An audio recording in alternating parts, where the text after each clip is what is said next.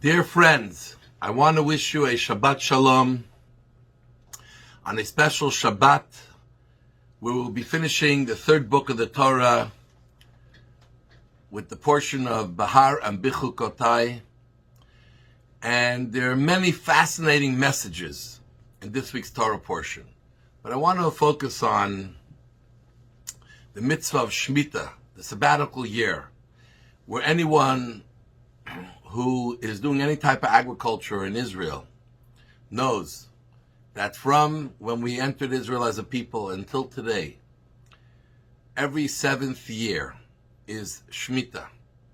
And the land has to lie fallow. You're not allowed to work your land. You're not allowed to plant. You're not allowed to reap, at least for benefit and business, though you can eat off the field along everyone else because your land is really public during that time. And it's very interesting why the Torah made this law. Imagine an agricultural society for an entire year is not working the land.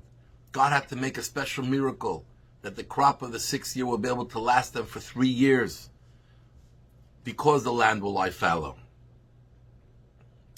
And the Torah tells us, Shabbat la Hashem. It's a day of rest, a time of rest for Hashem. But don't we already have a day of rest every Shabbos? Every 7 days we have a day of rest. Because God told us that He created the world in 6 days and He rested on the 7th day. So why do we need to rest again in the 7th year? And here we see how each one serves a specific purpose.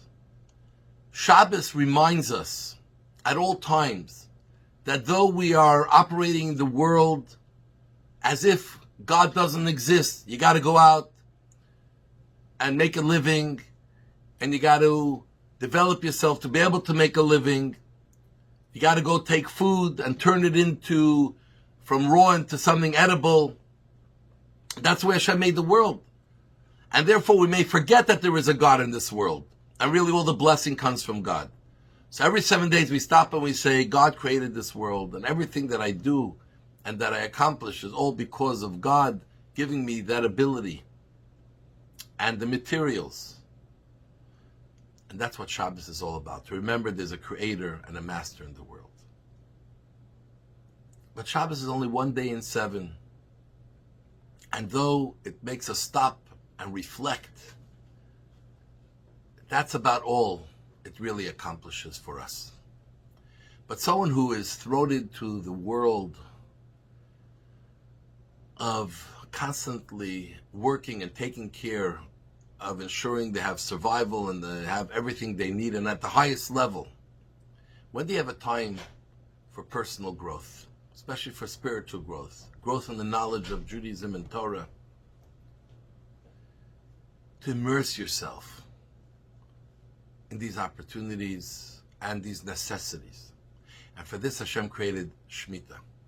The land lies fallow, and therefore you can immerse yourself in Torah, take the year to study, to grow, develop your spiritual self, your character, your knowledge, which is just as important.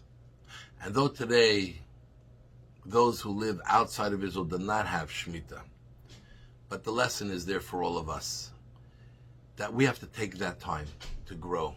We have to take that time to immerse yourself, to spend real time of understanding Judaism, gaining the knowledge, the richness of what it's all about, why we do it, what are we accomplishing when we follow the Torah mitzvahs, the details in which the richness of Judaism lies. We must take the time.